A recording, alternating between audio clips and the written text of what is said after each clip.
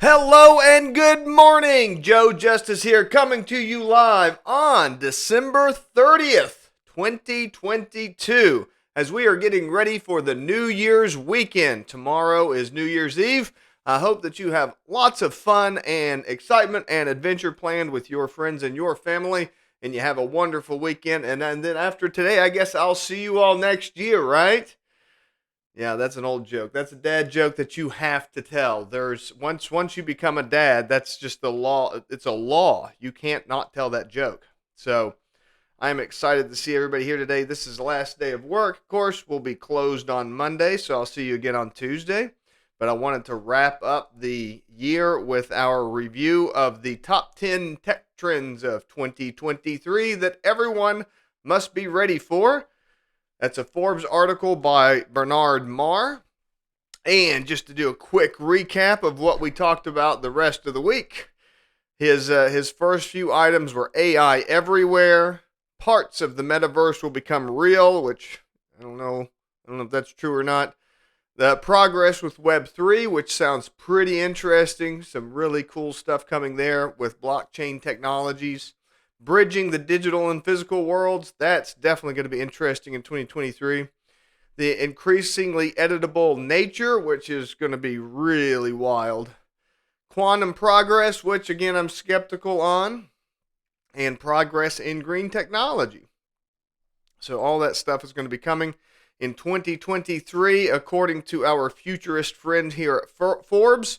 And I'm pretty excited about all that. Let's talk about some of the other topics that he mentions here.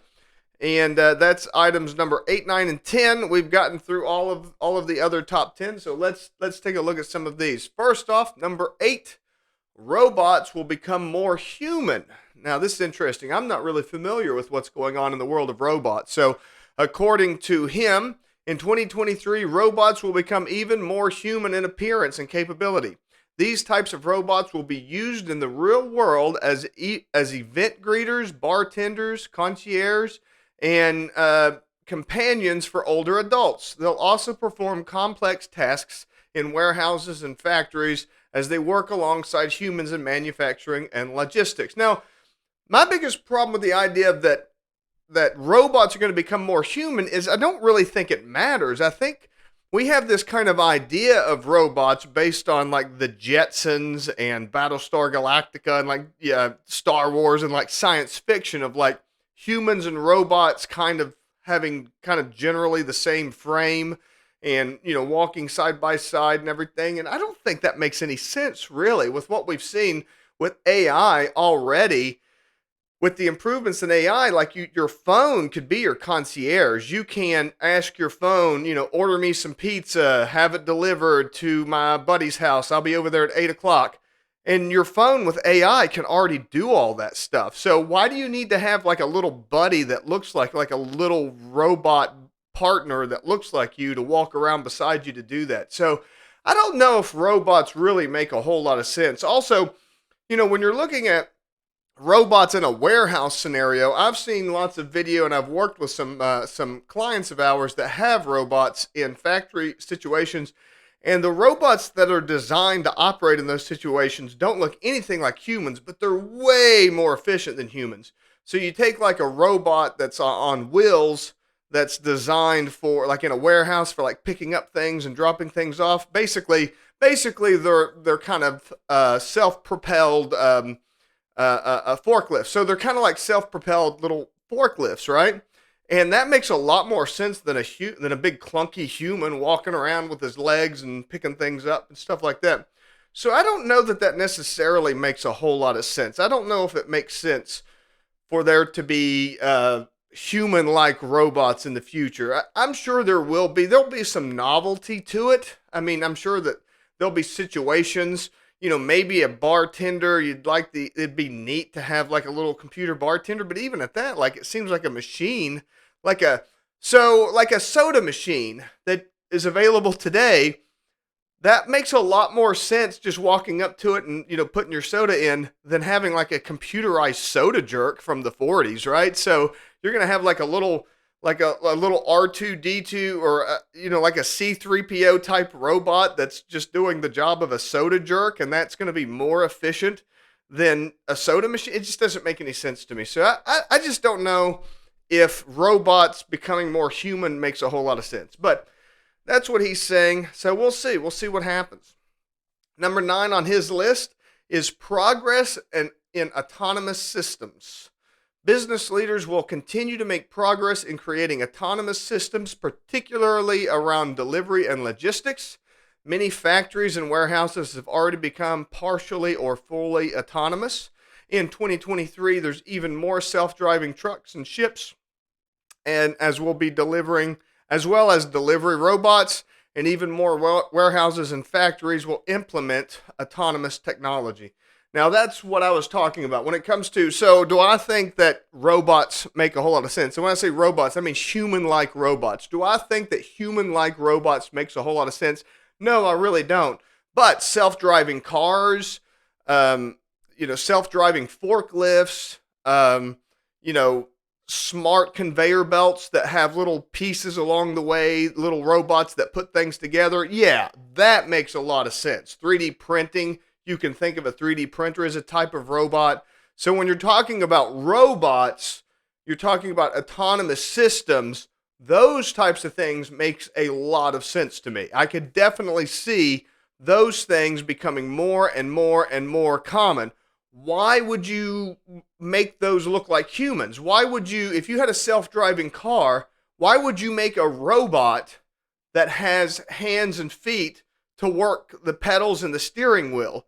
It doesn't make any sense to me. So why would you expect for robots to become more human-like?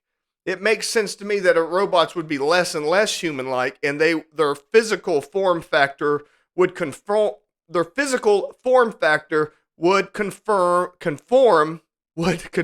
Man, my tongue is getting twisted. Their physical form factor would conform to the job that they're doing. That makes the most sense to me.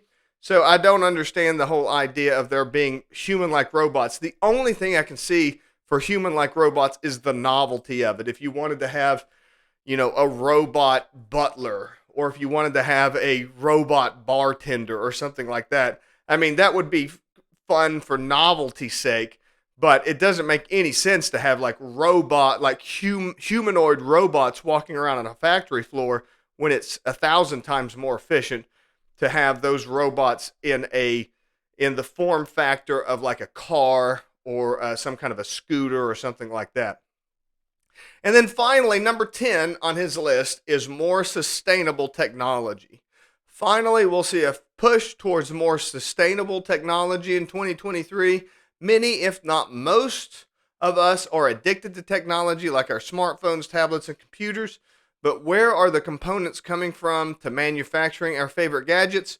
People will be thinking more and more of the rare earth components that use things like computer chips and that are originated and how we consume them. And I'm sure that is definitely going to be coming forward in the future. This is constantly a feature of manufacturing and smart technology is smarter sourcing, better materials, more sustainability.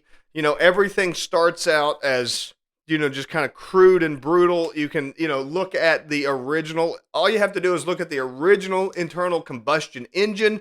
You can go back and look at film from the early 1900s, and they just blew out tons of smoke, was everywhere. The vehicles would go incredibly slow by today's standards. You're talking like 20 miles an hour at their peak. They just billowed out clouds of smoke. They would get, something like 40 miles or something like 8-9 miles to a gallon, something like that of gasoline. And then as time goes on, the vehicles, the motors become more efficient. The gas becomes more efficient.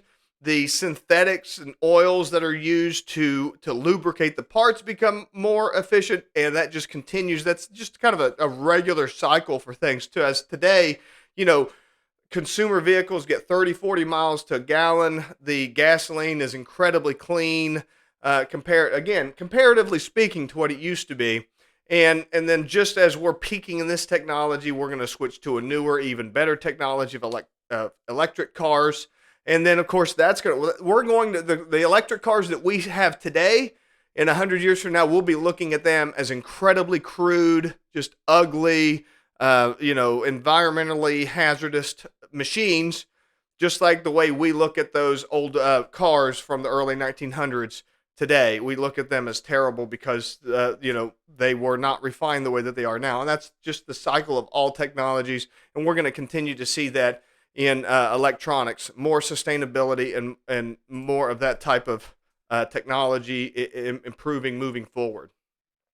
Well, that's it for today, guys. I hope that you've enjoyed this. This has been a great list that we've gone over this week. All of the top 5 from Forbes. I've got the entire list in the comments. If you want to check that out and read it for yourself, I hope you enjoyed it, and I hope to see you all again next week.